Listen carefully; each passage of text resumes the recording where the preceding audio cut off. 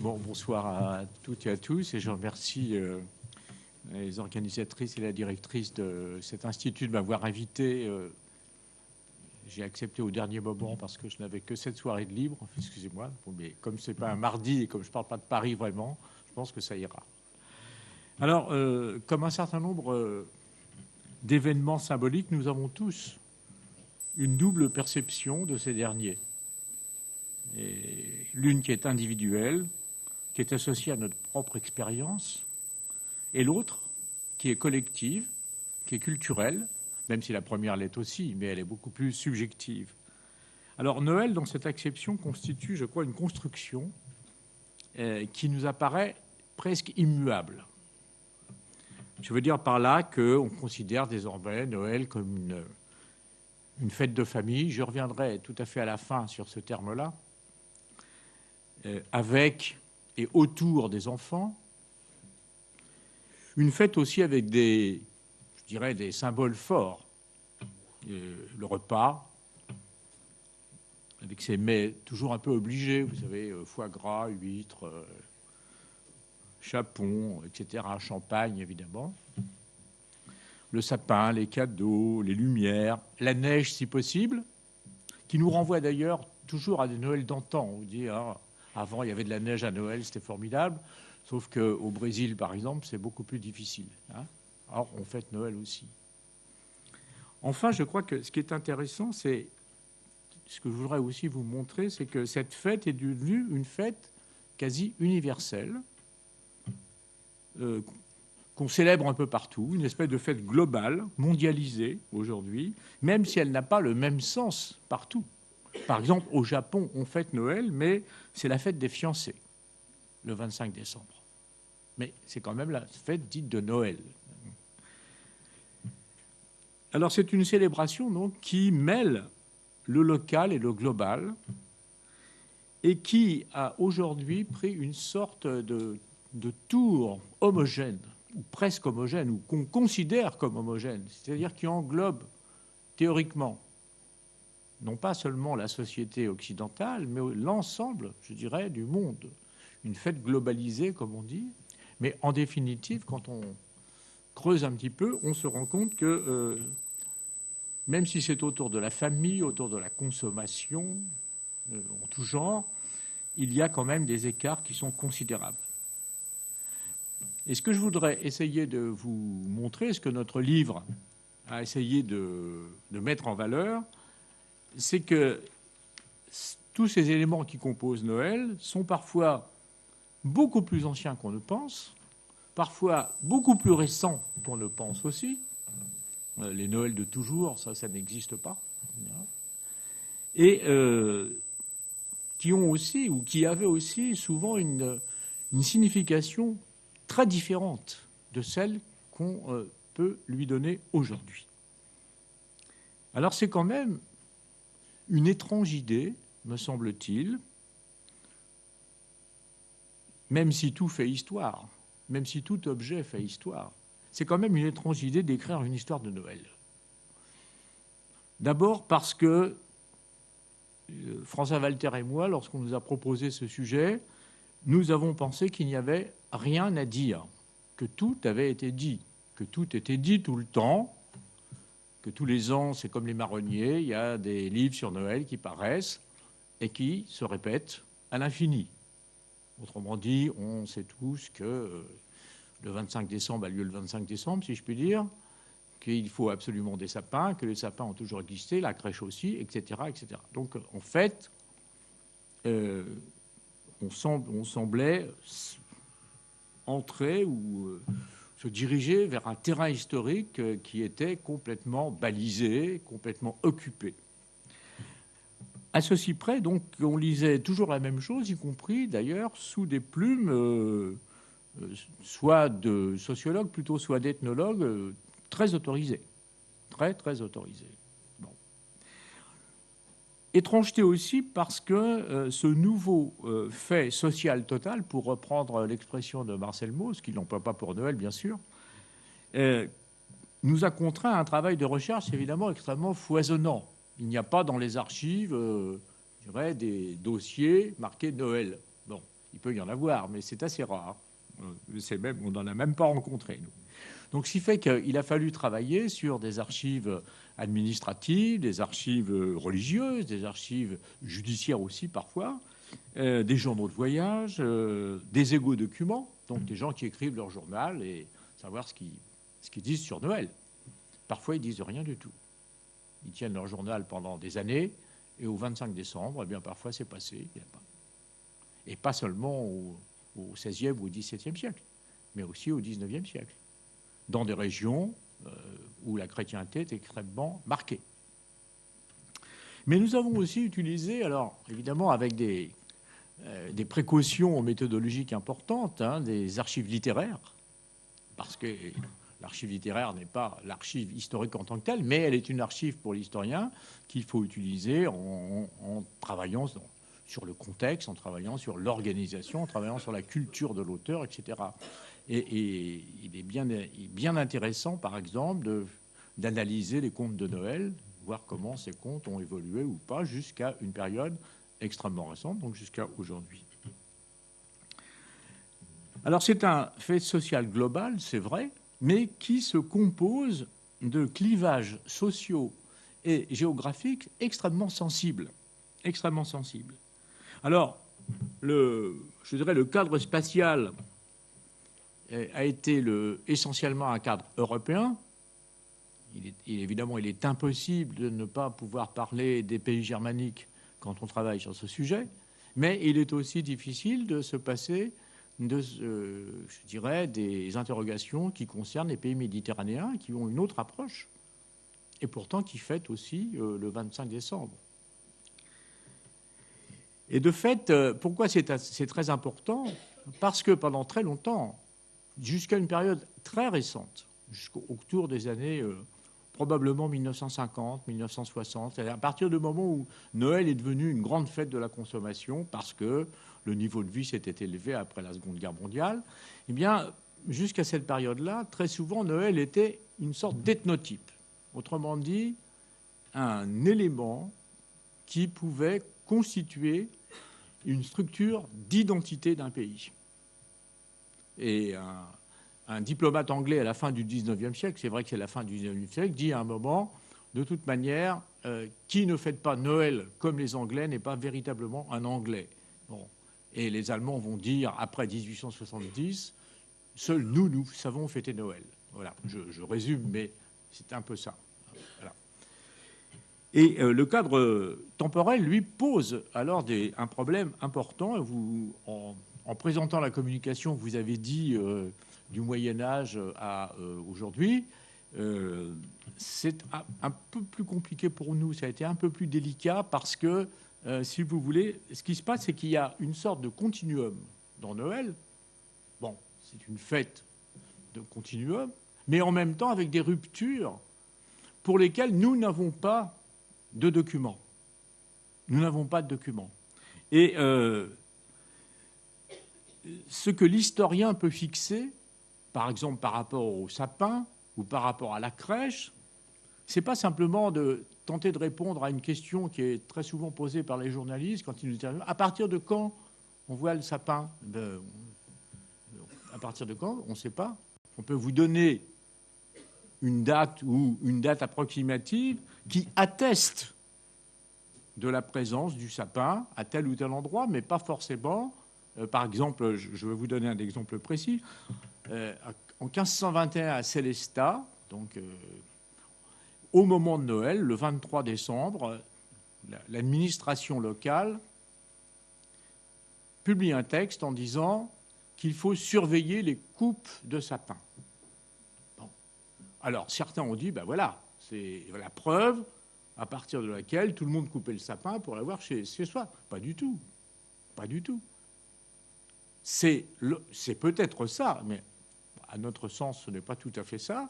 C'est probablement pour essayer de protéger les sapinières qui étaient plantées depuis peu de temps, et de façon à ce qu'elles puissent continuer à croître. Mais donc, 1521, on ne peut pas dire que c'est la première fois qu'on a une attestation du sapin comme un élément public à Sélestat. Vous voyez ? Alors, c'est ça le problème pour nous. Ça a été, alors pour la période moderne et contemporaine, bon, ça a été un peu plus simple, un peu moins compliqué, mais pour les périodes plus anciennes, ça a été toujours très difficile. Et le questionnement des gens, peut-être le vôtre d'ailleurs, c'est de dire à partir de quand il y a ça? Eh bien, des fois, on peut dire qu'on ne sait pas. Et je crois que c'est à l'honneur des historiens de dire qu'on ne sait pas répondre à une question. Hein. Voilà, c'est tant mieux pour la suite, tant mieux pour les autres. Alors, justement, à propos des dates, eh bien, la première question qui se pose, et qu'évidemment vous posez tous, c'est de savoir pourquoi c'est le 25 décembre. Voilà. Et on a, pendant longtemps, je vais y revenir, proposer des affirmations qui, à notre sens, ne tiennent pas. La première chose, c'est que la source principale, ce sont deux évangiles, et notamment un, qui est celui de Luc, qui est le seul à parler en quelques lignes, c'est l'évangile qui est lu au moment de la messe de la nuit, qui parlait en quelques lignes de la naissance de Jésus à Bethléem. Matthieu ne dit pas grand-chose là-dessus. Lui, il parle des mages. Il ne parle pas des rois. Il ne parle pas des rois mages. Les rois mages n'existent pas. Il parle des mages. Bon. Et en réalité, toute une partie de la symbolique autour de la naissance de Jésus que l'on a vient de ce qu'on appelle les évangiles apocryphes, c'est-à-dire des évangiles qui n'ont pas été reconnus canoniquement par les conciles, et dans lesquels il y a énormément de détails sur la naissance de Jésus. Alors c'est le pseudo-évangile de Jacques et c'est le crypto-évangile de Matthieu. Voilà. Bon. Qui là sont prolixes, alors avec évidemment des scènes absolument incroyables. Bon, l'enfant Jésus commence à faire des miracles à peine né. Bon, bref. Mais en réalité, le texte le plus ancien qui parle, qui évoque, je dirais, Jésus, ou même le Christ, là, puisqu'il s'agit du Christ en l'occurrence, puisque c'est Paul. Paul ne dit strictement rien, sinon, dans la lettre aux Galates, né d'une femme. Point. Né d'une femme. Alors pourquoi c'est intéressant tout ça? C'est parce que, d'abord, quand on lit le récit de Luc, on se rend compte que la naissance de Jésus ne peut pas avoir eu lieu l'hiver, puisque les troupeaux sont dans les champs, puisque les bergers sont dehors la nuit. Donc, voilà, exit l'hiver. Et pendant très longtemps, d'ailleurs, la mention de la naissance de Jésus n'avait pas d'importance. La première mention qui a lieu et qui précise le 25 décembre, c'est en 336. Et la première célébration de Noël a lieu uniquement à Rome et est organisée par le pape Libère, mais uniquement dans la ville de Rome, et a lieu en 354. 354. Alors, pourquoi on a officialisé le 25 décembre? Alors d'abord, il y a la conjonction de plusieurs éléments et de plusieurs hypothèses qui peuvent, je vais vous les présenter, mais qui peuvent s'adjoindre les unes par rapport aux autres. Elles ne s'excluent pas forcément. Ce sont des hypothèses. Alors la première chose qu'il faut voir, c'est que dans l'Antiquité, la date de naissance, l'anniversaire, on ne souhaitait pas les anniversaires. Voilà, on ne souhaitait l'anniversaire qu'à l'empereur, lorsqu'il y a eu l'Empire. On ne souhaitait pas les anniversaires, ça c'est la première chose. Et ce qui comptait, c'était la date de la mort. C'est la raison pour laquelle, très vite, au début du IIe siècle, à la fin du 1er siècle, au début du IIe siècle, les chrétiens ont essayé, un certain nombre de pères de l'Église ont essayé de trouver la date de la mort de Jésus. Et là, on a des détails qui permettent de la fixer à peu près au 25 mars. Au 25 mars. Et dans l'Antiquité pré-chrétienne, enfin dans l'Antiquité et dans le Premier Testament en particulier, les hommes parfaits, les hommes élus de Dieu, devaient naître et mourir le même jour. Naître et mourir le même jour. C'est-à-dire qu'à partir du moment où on fixe la date de la mort de Jésus le 25 mars, ça veut dire qu'il faut qu'il soit né le 25 mars. Ce n'est pas le 25 décembre.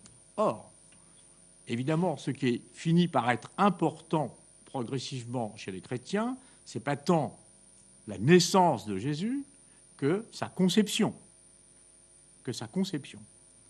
Et si sa conception a lieu le 25 mars, eh bien, sa naissance a lieu le 25 décembre. Voilà un premier élément. Le deuxième élément, c'est un élément qui est pris dans, je dirais, l'évangile de Jean, Jean 3, 30, où Jean fait dire à Jean-Baptiste, « Il faut que lui grandisse et que moi, je décroisse. » Et ça a été interprété comme, je dirais, que l'un est conçu à l'équinoxe de printemps et l'autre est conçu à l'équinoxe d'hiver. Et par conséquent, si on ajuste les deux, on s'aperçoit que, puisqu'il y a 6 mois d'écart entre Jean-Baptiste et Jésus, eh bien, la conception, une fois de plus, où la naissance de Jésus va avoir lieu 6 mois après celle de Jean, et on retrouve effectivement aussi la date du 25 décembre. Autre élément, et c'est à mon avis le plus important, c'est que pendant très longtemps, on a dit que, en fait, enfin, ça n'a pas pendant très longtemps, on l'a dit depuis les années 1880, notamment les philologues allemands, qui ont beaucoup réfléchi sur la question, ont dit de toute manière, le christianisme n'a fait que reprendre, je dirais, les traditions anciennes, les traditions germaniques, en fixant, je dirais, au solstice d'hiver, la naissance de Jésus. Autrement dit, c'est le soleil, voilà, c'est toutes les fêtes du soleil qui ont lieu, la fête de Mitra, la fête du soleil Invictis a lieu à ce moment-là, et donc le christianisme a récupéré cette chose-là. Et pendant longtemps, quand on parle avec les gens vous disent « Ah oui, ben, le 25 décembre, c'est normal, c'est au moment du solstice. » Or, le solstice, c'est le 21, et ça a quand même été fixé par le concile de Nicée en 324. Hein. Donc, voilà, c'est quand même une datation plutôt chrétienne qu'autre chose, le 21. Mais ce qui est important, c'est qu'aujourd'hui, les historiens anglo-saxons et aussi les historiens néerlandais de l'Antiquité ont montré qu'en réalité, cette chose-là ne tenait pas. Elle ne tenait pas parce que, d'abord, des fêtes de Mitra et des fêtes du soleil invaincu, il y en avait toute l'année à Rome. Il y en avait au mois d'août, il y en avait au mois d'octobre, il y en avait au mois de juin. Il n'y en avait pas seulement au mois de décembre. Et par conséquent, il considère que ce n'est pas un arbre. Je vous passe l'ensemble de l'argumentaire parce que ça deviendrait fastidieux. François Walter l'a parfaitement fait dans le premier chapitre. Donc, ils estiment que ce n'est pas un argument. En tous les cas, qu'il y a plutôt une autonomie du christianisme par rapport aux fêtes païennes. Et certains historiens aujourd'hui estiment que c'est plutôt la date du 25 décembre, c'était une date qui restait libre entre, je dirais, les Saturnales et les calendes. Et comme les chrétiens, jusqu'au IIIe siècle, participaient très largement, même comme les autres, à la fois aux Saturnales et aux calendes, eh bien, notamment l'évêque de Rome a essayé de fixer entre les deux une date qui puisse leur permettre de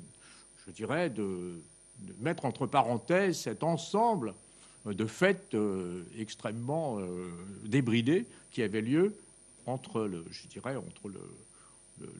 20-21 décembre et puis le début des calendes, le 2-3 janvier. Voilà. Donc, en réalité, donc vous voyez peut-être même l'inverse qui s'est passé. Et même certains historiens disent que le christianisme avait pris tellement d'importance à un moment qu'on a fixé de nouvelles dates de la fête du soleil pour, au contraire, concurrencer la fête chrétienne du 25 décembre. Donc, avec des éléments intéressants, des arguments intéressants. Ce n'est pas simplement la polémique.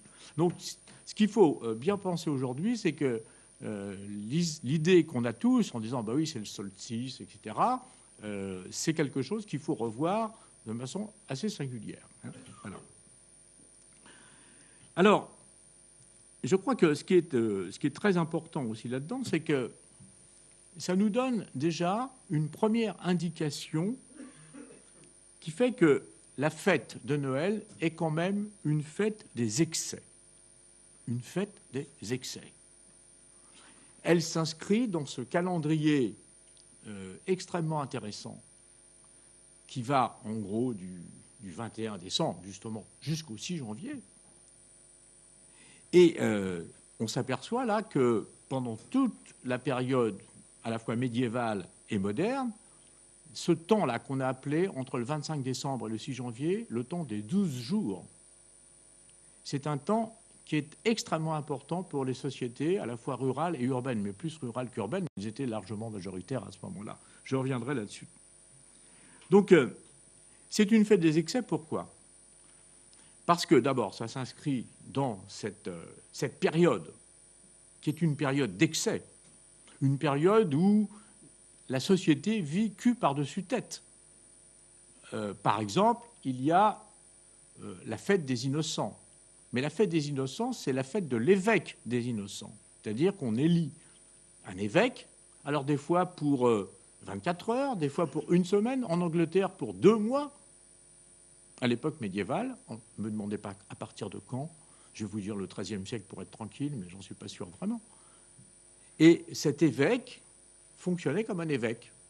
Et notamment, l'évêque des innocents, par exemple, dans certains diocèses d'Angleterre, faisait des visites pastorales. Voilà, évidemment, avec toutes les dérisions possibles. C'est aussi pendant cette période-là qu'il y a la fameuse fête de l'âne. La fameuse fête de l'âne. Autrement dit, il y a une célébration particulière. Des fois, c'est le 28 décembre, des fois, c'est le 29, ça dépend. Dans chaque cathédrale, il y a une célébration avec un âne. C'est-à-dire que l'âne est revêtu d'une chasuble, il est mis au cœur, et on chante, comme dans une vraie célébration, un évangile factice, évidemment, un psaume factice qui précède l'évangile, avec des ions qui ponctuent les versets, et on va saluer l'âne, et l'âne, pendant toute la journée, est, je dirais, le roi de la fête. Et c'est intéressant, l'âne, parce que aucun texte évangélique ne parle du bœuf et de l'âne, bien entendu. Hein, ça, c'est une invention crypto-évangélique, mais pour laquelle on a essayé de trouver quand même une résonance dans le Premier Testament. C'est que, voilà, ça gênait quand même un peu un certain nombre de théologiens de l'époque médiévale et de l'époque moderne en disant s'il y a un bœuf et un âne, c'est quand même, il y a bien quand même une raison. Bon, et effectivement, on en a trouvé. Quand on cherche, on trouve. Hein, c'est comme pour tout le monde. Donc, on a trouvé un verset dans Isaïe 1 qui dit « Le bœuf et l'âne salueront leur maître ». Voilà. Donc, voilà. Du coup, c'est justifié. Mais l'âne joue un rôle important aussi, puisque c'est lui qui va permettre la fuite en Égypte et c'est lui qui va servir de monture à Jésus au moment de la fête des rameaux. Donc, ce n'est pas un hasard qu'on ait pris un âne et pas un bœuf. Donc, cette période-là est une période extrêmement troublée, une période aussi excessive, une période, et ça nous a beaucoup frappé, où la mort est très importante. Jusqu'à au milieu du XIXe siècle, à peu près, dans beaucoup de pays, et même beaucoup plus tard, par exemple en Provence, jusque dans les années 1950-1960, les morts, le jour de la fête, le jour de la nuit de Noël, jouent un rôle très important. On associe les morts à la fête, hein, de différentes manières. On pourra y revenir tout à l'heure, je n'en parle pas maintenant. Donc, une fête des excès, mais une fête des excès qui commence la nuit même de Noël, qui commence au moment de la célébration de Noël, la célébration religieuse, j'entends. Nous avons trouvé beaucoup de textes d'ecclésiastiques, notamment catholiques, puisqu'il n'y a pas de célébration nocturne chez les protestants. On essaye d'en faire chez les luthériens au XVIIIe siècle et on obtient les mêmes résultats, c'est-à-dire, je ne sais pas comment vous dire, voilà, une ambiance plus que joyeuse. Voilà, débridé complètement. Et beaucoup de prêtres se plaignent de cette situation qui, en réalité, n'est qu'un excès par rapport à ce qui se passait le dimanche. Le dimanche, à la messe ou au prône, c'était à peu près la même chose. Mais ce qu'il y a en plus, là, c'est que c'est une célébration nocturne. Et c'est la première fois, c'est la seule fois de l'année où il y a une célébration nocturne à l'époque. Il n'y en a pas d'autres. Et donc, les gens, souvent, par exemple, j'y reviendrai peut-être tout à l'heure, faisaient une collation avant la messe dite de minuit, parce qu'on a trouvé un texte dans le livre de la Chazès qui tente d'expliquer que c'est au milieu de la nuit que le Sauveur viendra. Donc voilà. Et en réalité, lorsqu'ils arrivaient dans l'église, ils étaient relativement éméchés, pour ne pas dire le contraire. Voilà. Et par conséquent, il faut s'imaginer ces messes de minuit comme des espèces de carnaval. Et je vais simplement vous lire un petit extrait, pour couper un petit peu la lassitude de mon discours, qui a lieu. Alors, c'est une communauté luthérienne.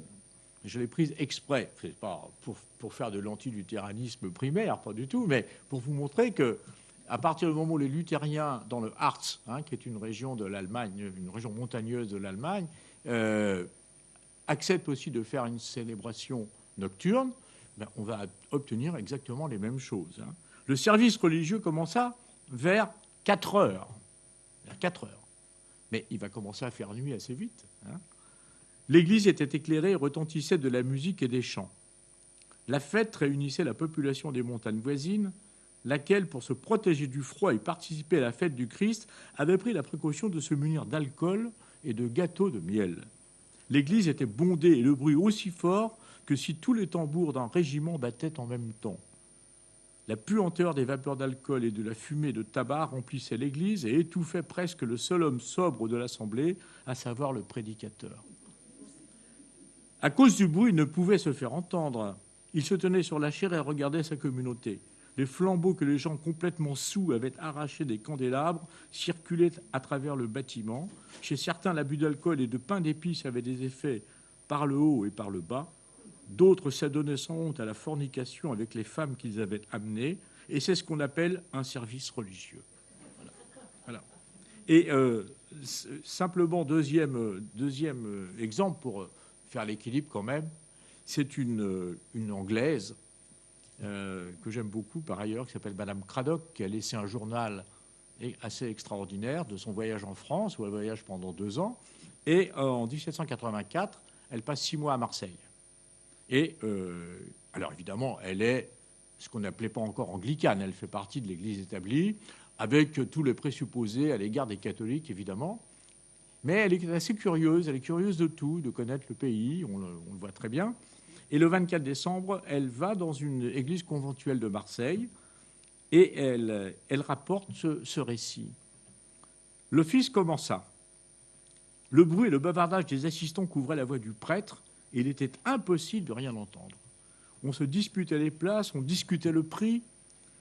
Quelques-uns éteignaient les cierges, d'autres les rallumaient, enfin pour mettre le comble au scandale, quand le prêtre entonna le Gloria in excelsis Deo, une voix partant du bas de l'église se mit à fredonner l'air de Malbrou s'en va en guerre. Je suis sorti indigné. Malheureusement, il paraît que ces scènes semblables se reproduisent très fréquemment aux messes de minuit. On m'assura qu'une cérémonie assez étrange avait lieu cette nuit-là à la cathédrale. Pour rappeler la naissance de notre Seigneur, une femme fit le simulacre d'une femme en couche, l'enfant Jésus étant représenté en cire. Voilà. Donc, on a trouvé donc énormément de textes. Alors, évidemment, ça provient d'ecclésiastiques, mais ça provient aussi d'autorités publiques qui, parfois, notamment, par exemple, dans certaines principautés allemandes, avaient décidé de faire la messe de minuit à 2 heures de l'après-midi, pour essayer de calmer les ardeurs. Bon, évidemment, ça n'a pas tenu. Ça n'a pas tenu. Voilà. Donc, il faut bien voir que cette fête, c'est une fête des excès, mais pas seulement, vous voyez, le 24 et le 25, mais qui se prolonge au moins jusqu'au 6 décembre, sinon même un peu plus parfois, jusqu'à la Chandeleur, puisque vous aurez remarqué qu'entre le 25 décembre et la Chandeleur, il y a aussi 40 jours. Voilà, c'est aussi une période de 40 jours. Alors, le deuxième point, c'est ce que je disais il y a un instant, mais je vais reviendre assez vite. C'est une fête de la naissance et une fête de la mort, une fête plutôt des morts. Et il y a une importance très grande, bien sûr, de la mort dans ces sociétés anciennes qu'on retrouve au moment de Noël. Et on a toujours fait notamment du point de vue théologique, on a toujours fait l'assimilation, par exemple, entre le bois du berceau, enfin le bois de la crèche et le bois de la croix, le sang de l'accouchement et le sang de la crucifixion. Il y a toujours eu ces éléments-là. Et par exemple, en disant que lorsque les mages apportent la myrrhe, eh bien la myrrhe, c'est dont on se sert pour l'ensevelissement des morts. Hein, voilà. Donc il y a toujours eu, de toute façon, ce double élément qu'on a aujourd'hui, évidemment, complètement évacué. Hein. Et pourquoi c'est important? Parce que, à côté de ces croyances religieuses, il y a aussi des croyances qui concernent le retour des revenants. Je parlais des 12 jours tout à l'heure, avec ces hordes qui parcourent le ciel, les hordes comment dirais-je, de gens, par exemple, qui sont morts sans sépulture, qui sont morts sans sacrement, qui se sont suicidés, ou des enfants morts sans baptême, autrement dit, des gens qui sont morts sans quelque chose, et qui, pendant ces nuits-là, traversent les nuées pour bien prévenir les vivants qu'ils sont là et qu'ils ont besoin d'eux. On a toujours ce phénomène du rapport entre les vivants et les morts, pour lesquels peut-être les enfants seraient l'intermédiaire. Et ça, c'est quelque chose qui est très discuté par les ethnologues aujourd'hui. C'est Lévi-Strauss qui avait lancé cette idée à propos d'un événement dont on parlera tout à l'heure, qui est le Père Noël qui est brûlé à Dijon en 1951. Bon, on parlera peut-être de ça parce que c'est quand même très intéressant. Là aussi, on raconte n'importe quoi. Et Lévi-Strauss avait dit, ben voilà, les enfants, il avait très vite dévié en disant les enfants sont les intermédiaires. Et effectivement, dans un certain nombre de pays, on estime qu'au moment de la messe de minuit, les enfants qui sont nés, par exemple, le 24 décembre, voient sur l'autel les gens qui vont mourir dans l'année. Voilà. Et évidemment, avec interdiction de le dire. Hein. Donc, il y a là cet élément où la présence des morts est assez fondamentale. D'ailleurs, dans certains pays, on dépose des bougies sur les tombes des morts après l'office. Au moment du repas, notamment dans les pays méditerranéens, on fait l'éloge des morts de l'année. Et il y a une petite formule en Provence, je ne sais pas si vous la connaissez, je ne sais pas si on l'a dit encore, lorsqu'on se réunit en famille, qui dit bonheur à tous, pourvu que... Oui.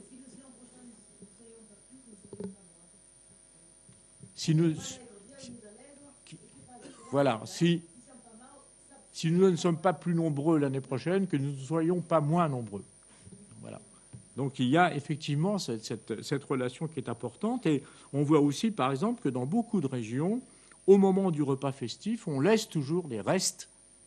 On ne dessert pas la table après le repas. On laisse pendant le reste de la nuit les reliefs du repas pour les morts.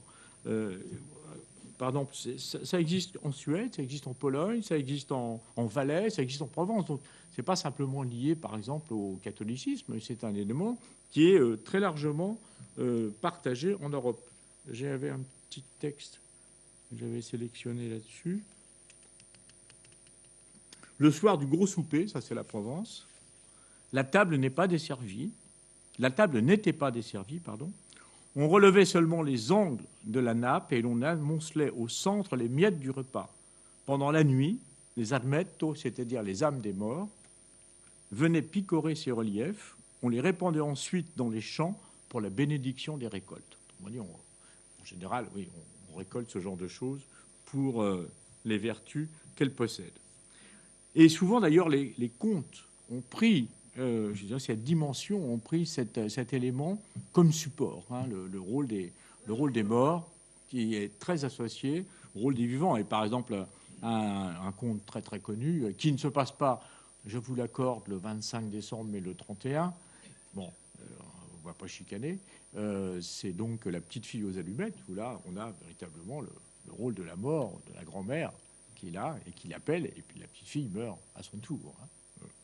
Donc ces éléments soulignent, me semble-t-il, la présence des morts, le rôle des morts, la place des enfants, soulignent l'ancienneté de la fête familiale. Autrement dit, la fête familiale, ce n'est pas une invention du milieu du 19e siècle. C'est quelque chose qui est beaucoup plus ancien. On se réunit en famille bien avant que Dickens ait montré la voie avec son Christmas Carol, bien entendu. Donc, il ne faut pas, de ce fait, opposer de façon radicale une fête de Noël qui aurait été collective, débridée jusqu'en 1850, et puis après, tout le monde se réunit autour du cocon familial, c'est bien sage, c'est bien gentil. Non. Que cette réunion autour du cocon familial existe, je vais y revenir dans un instant, c'est tout à fait juste, mais auparavant, ça existait aussi. Mais ce qui se passait auparavant, c'est-à-dire avant le milieu du 19e siècle, à peu près, c'est qu'il y avait ces deux fêtes. Il y avait une fête collective et une fête familiale. Il y avait des temporalités pour chacune de ces deux fêtes qui ne se mêlaient pas, mais qui se succédaient, qui se suivaient l'une l'autre, et on revenait à la fête familiale, puis à la fête collective, pendant toute cette période qui allait du 24 décembre au 6 janvier. Voilà. Donc, il faut, je crois, se départir de ce cadre-là et de se rendre à Dickens ce qui lui appartient, c'est-à-dire qu'il a probablement influencé de manière assez forte, c'est vrai, un certain nombre de pratiques bourgeoises à partir de son Christmas Carol, mais en faire, je dirais, l'inventeur et le diffuseur de la fête familiale avec la dinde et le système charitable que nous connaissons, et évidemment mobiliser Victoria par-dessus le marché, c'est tout à fait inexact. C'est tout à fait et nous l'avons rencontré, mais à de très nombreuses reprises.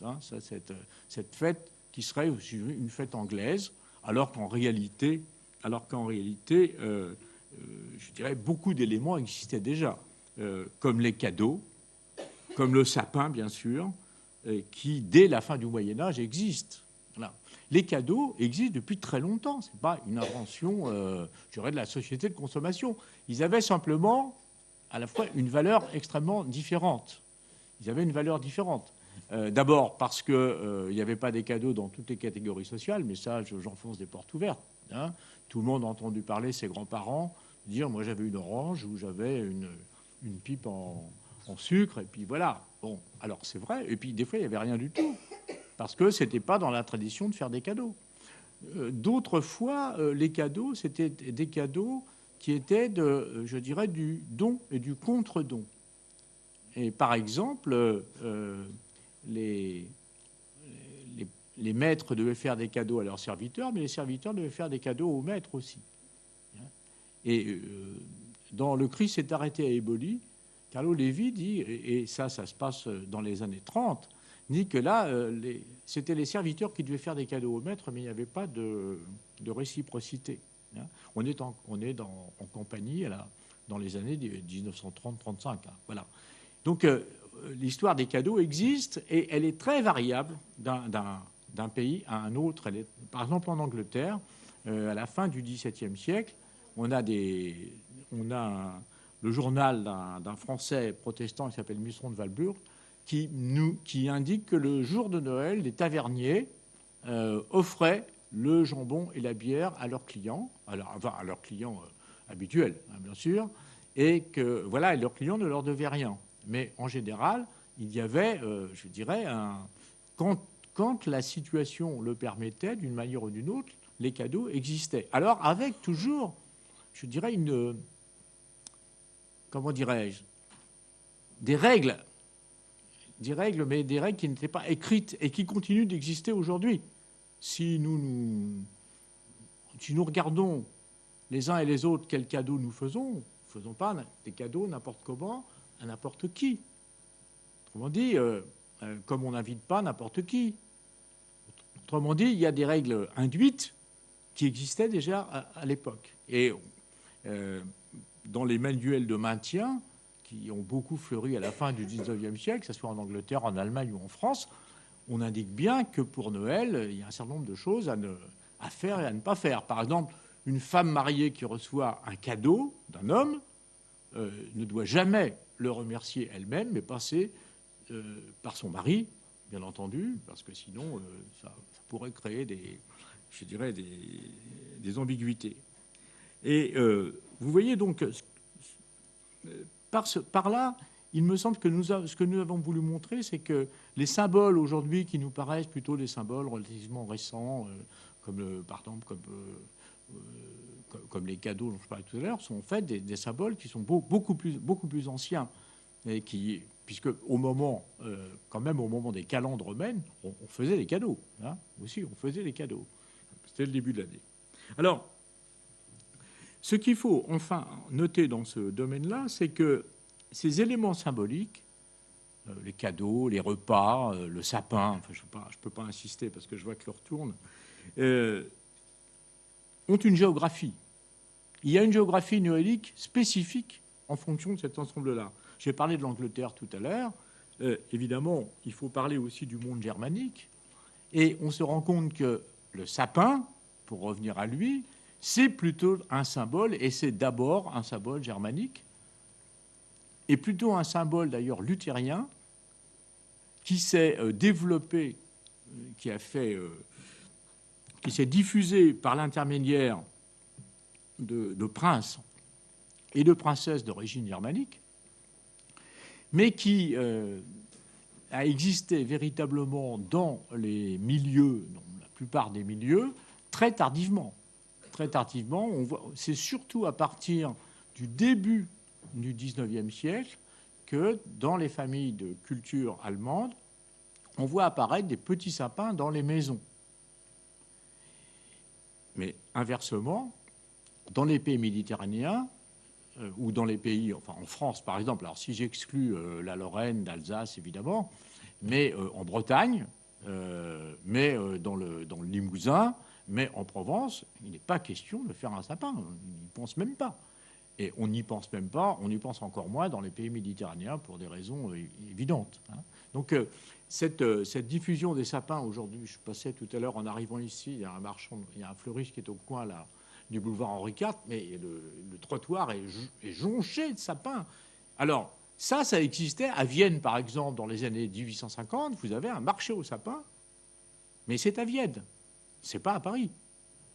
Et c'est pas à Madrid, et c'est pas, évidemment, à Milan, par exemple. Hein. Donc, il y a une espèce de géographie où où les pays germaniques vont jouer un rôle très important.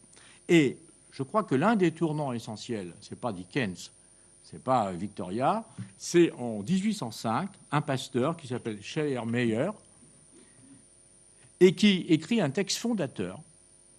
C'est un pasteur pédagogue. Et il estime que, désormais, eh bien, la fête de Noël doit être la fête des enfants, mais une fête positive pour les enfants. Car, à propos des cadeaux, vous le savez probablement, dans ces pays-là, dans les pays catholiques, c'était Saint Nicolas qui apportait les cadeaux, et dans les pays protestants, c'était l'enfant Jésus lui-même. Mais ils étaient toujours accompagnés d'un bonhomme un peu louche, enfin, qu'on appelle le père Fouettard, par exemple, qu'on appelle Hans Crump dans d'autres pays, bon, et qui était, lui, chargé de savoir si les enfants s'étaient bien tenus. Bon. Et il estime qu'on traumatise les enfants comme ça. Il y a quand même d'autres raisons. Hein. C'est un pasteur de Berlin, je crois, j'en suis pas sûr, mais il s'est rendu compte que dans beaucoup d'endroits, le personnage louche qui accompagnait l'enfant Jésus, parfois en profitait pour dérober des objets dans les maisons bourgeoises. Et il y avait des plaintes, notamment auprès de la justice, pour essayer d'arrêter ces excès de zèle de la part du père Fouettard qui fêtait son Noël comme il pouvait lui aussi. Hein. Donc voilà. Mais il n'empêche que ce texte fondateur va créer une nouvelle sensibilité noélique dans les pays germaniques, puisqu'il estime que, comme il n'y a pas pratiquement de célébration nocturne dans les pays protestants, mis à part quelques régions luthériennes dont j'ai parlé tout à l'heure, il faut faire la célébration plutôt à la maison.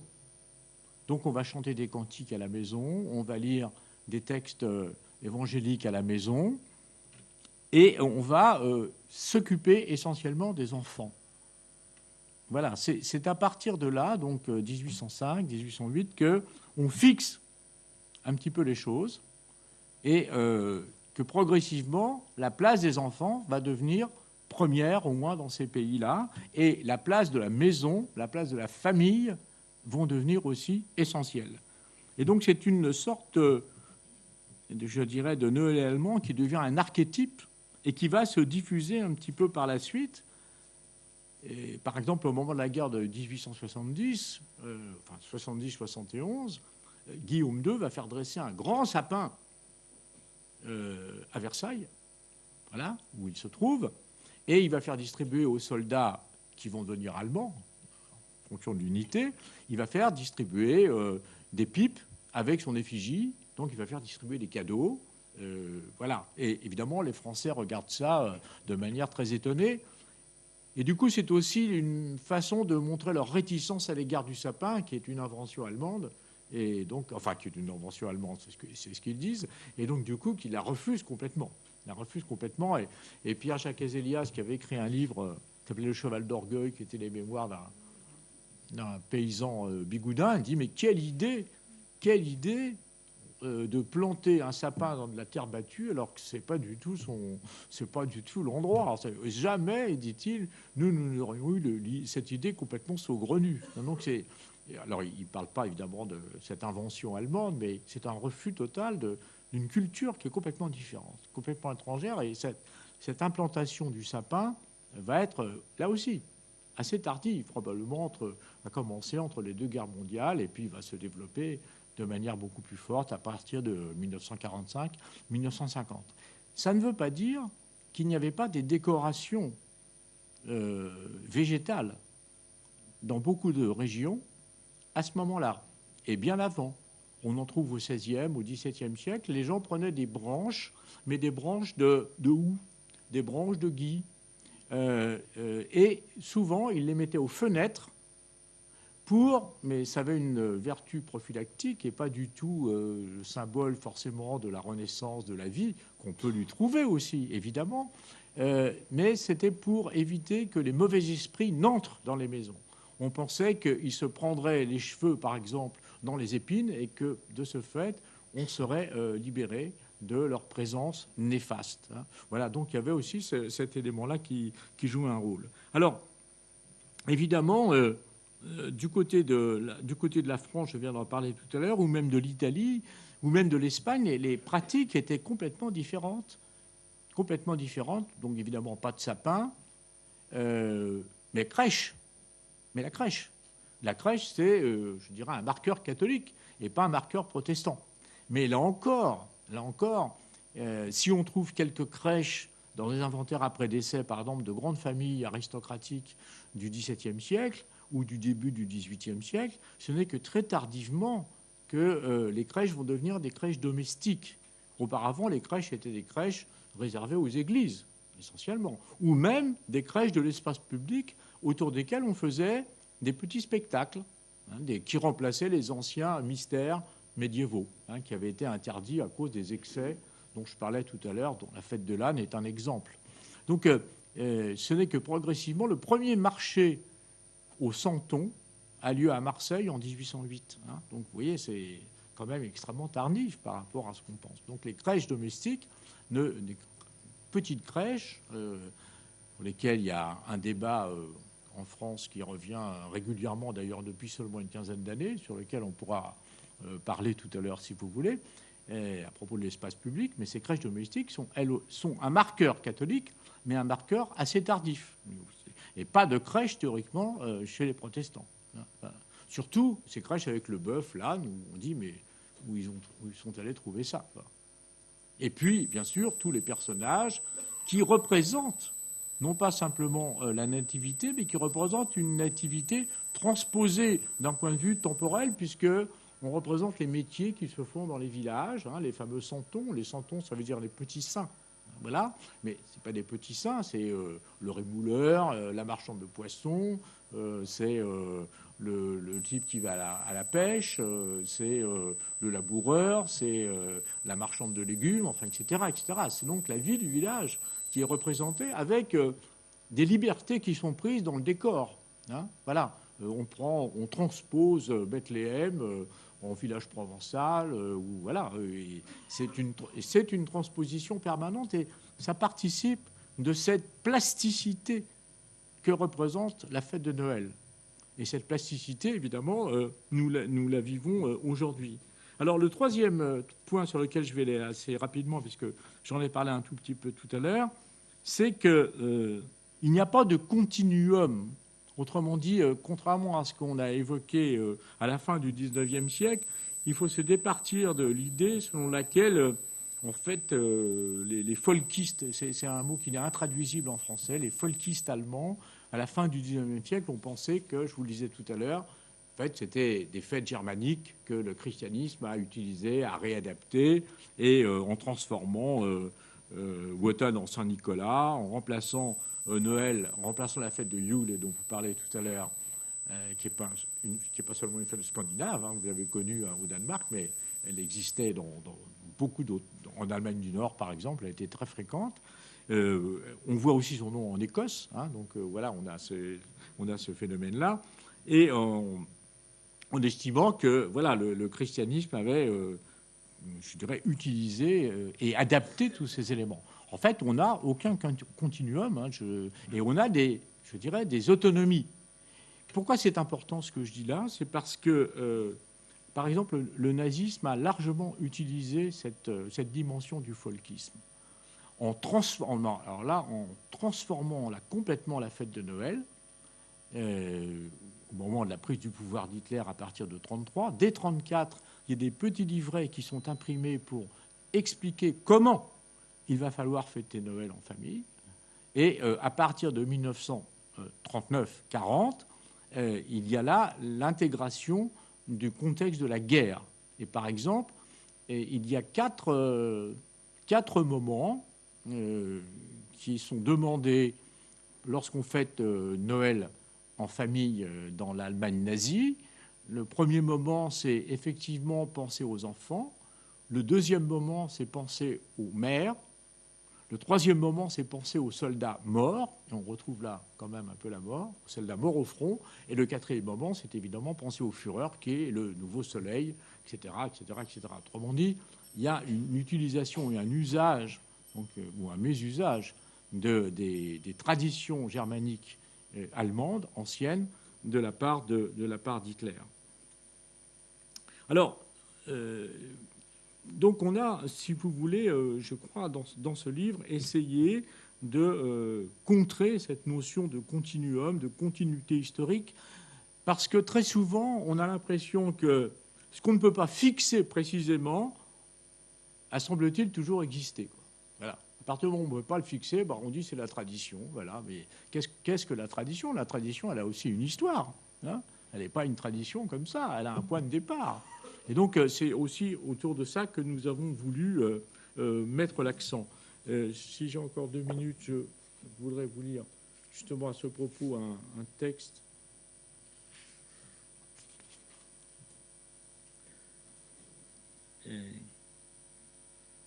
Comme l'arbre de Noël et les cadeaux n'avaient à l'origine rien à faire avec le christianisme, il se trouve que la fête est en train de se libérer du christianisme et qu'il va arriver qu'on la considère comme étrangère à la foi chrétienne. Voilà ce qu'on dit un certain nombre de penseurs en 1934 dans une revue nazie pour essayer d'éradiquer complètement, je dirais, le christianisme, à la fois des manières de vie, mais aussi des manières de fêter. Alors, je voudrais terminer. Le dernier point, c'est que l'ensemble des symboles que j'ai évoqués, maintenant, quand on les considère, on a l'impression qu'ils constituent une sorte d'unité. Hein, une sorte d'unité, on s'y retrouve tous, quoi, en gros. On parle de la crèche, on sait ce que c'est. On parle de l'arbre de Noël avec les décorations, on sait ce que c'est. On parle des cadeaux, on sait ce que c'est, etc. De la lumière, tout ce qu'on veut. Mais en fait, donc on essaye de montrer que Noël est une fête de la cohésion sociale, en réalité. Hein, c'est un peu ça. On est tous embarqués dans un truc qui nous amène tranquillement là, jusqu'au 25 décembre, et puis après, on verra ce qu'on fera. Bon. Eh bien, en réalité, ce qui se passe, c'est que depuis qu'on fête Noël, c'est-à-dire pas depuis 2000 ans, hein, mais depuis maximum 1650 ans à peu près, c'est une fête qui est en constante adaptation ou captation. Autrement dit, cette cohésion sociale me semble assez illusoire, en fait. Enfin, nous semble assez illusoire. Elle nous semble assez illusoire parce que, d'abord, il y a cette histoire du Père Noël, hein, donc on en reparlera peut-être tout à l'heure, je n'ai pas le temps d'y insister. Il y a quand même cette histoire du Père Noël aujourd'hui qui est à la fois, qui continue d'exister, on en voit partout, bon, mais qui est aussi complètement désacralisé, on sait où il habite. Hein, bon, il a un village, il a une maison, toute l'année il est tranquille, et puis là, tout d'un coup, il apparaît. Mais en même temps, vous voyez, il y a un certain nombre de psychiatres qui ont appelé ça, lorsque les enfants apprennent que le Père Noël n'existe pas, et ils ont fait des études extrêmement intéressantes pour savoir comment c'était reçu. Eh bien, chez beaucoup d'enfants, ça fait vaciller en fait la confiance qu'ils ont dans leurs parents. Voilà. Alors, ça ne veut pas dire qu'il ne faut pas croire au Père Noël, hein, bien sûr. J'espère que tout le monde y croit ici. Mais en réalité, c'est quelque chose qu'ils ont constaté dans les enfants. Ils disent, si tu m'as menti là, pourquoi tu ne continuerais pas à me mentir pour le reste? C'est tellement gros comme mensonge tout d'un coup. Et en général, c'est révélé de manière brutale. Hein. C'est rarement, et ce qui montre bien, il y a 2-3 études très intéressantes qui montrent bien que ce n'est pas révélé de manière progressive chez les enfants. Tout d'un coup, c'est un cousin de la famille, c'est à l'école, voilà, on dit, le Père Noël n'existe pas. Et qu'est-ce qu'on fait avec quand on reçoit ça? Voilà, et on va interroger les parents qui vont dire, ah mais si, mais t'en fais pas. Et en même temps, précédemment, le Père Noël est un tyran, puisque les enfants peuvent lui demander ce qu'ils veulent. Donc il y a une espèce de pression sociale du Père Noël qui le rend comme un personnage un peu difficile à saisir. Hein. Et en tous les cas, pour les parents, pas facile à manipuler, hein, d'un côté comme de l'autre. On dit que c'est une fête de la famille aujourd'hui. Mais regardons de plus près. Qu'est-ce que c'est que la famille aujourd'hui? Hein? Autrement dit, on a toujours l'impression que c'est la famille unie, etc. On sait tous qu'il y a des gens qu'on n'invite pas à Noël qui sont de la famille parce qu'on sait qu'on ne va pas s'entendre avec eux. Hein? Ou alors, si on les invite, des fois, ça se termine très mal. Bon. Il y a un certain nombre de films qui ont été faits là-dessus et, à mon sens, tout à fait juste. Et puis, on sait aussi très bien qu'aujourd'hui, il y a énormément de familles recomposées. Et on fête Noël quand? Et là encore, des études ont été faites très intéressantes. Alors, on fête Noël le 24 chez papa, le 25 chez maman, ou pas du tout. Ou pas du tout. C'est-à-dire que les parents préfèrent l'un des deux prendre les enfants avec la nouvelle famille et puis aller complètement loin, en voyage, pour éviter de se heurter à Noël. Mais en fait, on s'y heurte quand même, bien entendu, parce que les enfants, avant de partir, ont entendu parler de Noël. Hein. Noël de la famille, mais aussi Noël des solitudes. Hein. Alors, on se rend compte qu'on ne se suicide pas plus, la nuit de Noël. Mais on se suicide beaucoup plus à partir du 27 décembre. Autrement dit, le taux de suicide augmente très considérablement à partir du 27 décembre, comme si le 24, 25, 26, il y avait encore un semblant de cohésion, même pour les gens qui sont seuls, même pour les gens qui ont vraiment des difficultés, à la fois d'intégration et des difficultés personnelles. Et puis ensuite, la fête est finie, mais ce n'est pas parce que la fête est finie que la solitude disparaît. Donc on a là cet élément. Et puis, bien sûr, fête de la cohésion sociale, mais qui est un trompe-l'œil dans la mesure où eh bien, les contradictions sociales ne s'atténuent pas aujourd'hui. Au contraire, à cause de Noël, elles s'accentuent, puisque on n'a pas tous les mêmes budgets, on n'a pas tous les mêmes envies, on n'a pas tous les mêmes possibilités. Et c'est ce qui fait que voilà. Alors bien sûr, il y a parfois une attention un peu plus intéressante, un peu plus sensible, par exemple à la charité, un peu plus sensible à la pauvreté. On le voit très bien. Je pense que vous, comme moi, vous recevez en ce moment des tas de courriers des associations qui vous demandent de cotiser pour... voilà, on profite de cet élément-là. Et cet aspect-là est un aspect qui est relativement récent, enfin, qui date en gros de la fin du 19e siècle, mais on a trouvé des textes, par exemple, concernant New York dans les années 1880, où les grandes associations de charité vont organiser des repas pour les pauvres, notamment à Times Square.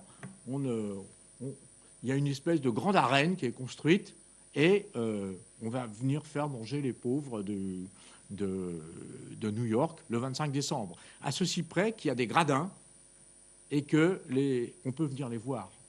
On peut venir les voir manger à condition de payer, bien sûr. Il faut quand même payer la construction. Hein. Donc, vous voyez, il y a toujours cette espèce de forme ambiguë qui rend aussi parfois les gens un peu, un peu mal à l'aise avec Noël. C'est-à-dire que cette fête qui s'est tellement adaptée, qui est devenue aujourd'hui globale, et une fête qui n'est pas simple non plus, dans la mesure où, tout ce que... ces racines religieuses ou ces racines familiales sont complètement dépassées aujourd'hui par d'autres éléments. Et je terminerai par un petit clin d'œil, je vous rassure, en disant que c'est peut-être une fête dangereuse. Et il y a 2 ans, un journaliste du Monde avait interrogé une nutritionniste le 24 décembre, et elle dit la chose suivante. Non, une allergologue, pardon. Les autorités sanitaires sonnent l'alarme. Crise d'asthme, allergie, démangeaisons, séjour à l'hôpital guettent au détour de la fête de Noël. La première alerte est sonnée au pied du sapin. Toutes vos subtiles décorations auront bientôt raison de votre santé. Les moisissures du sapin peuvent entraîner une rhinoconjonctivite, le gui et le houx des réactions allergiques, les aérosols de neige artificielle des irritations de la peau et les bougies parfumées des maux de tête. Le salut ne viendra pas de la messe de minuit puisque, selon un communiqué ministériel, entre 2005 et 2012, 44 épisodes d'intoxication au monoxyde de carbone sont survenus dans des lieux de culte. Festoyer ne vous consolera pas. Avis à l'inconscient qui s'apprête à savourer une demi-douzaine d'huîtres, il risque l'urticaire, la démangeaison, les gonflements, l'asthme, les malaises et la diarrhée. La bonne poêlée de champignons peut provoquer l'eczéma et les maux de ventre.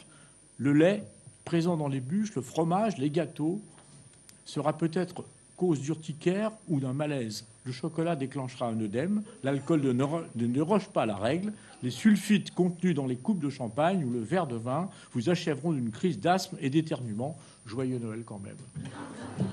Merci.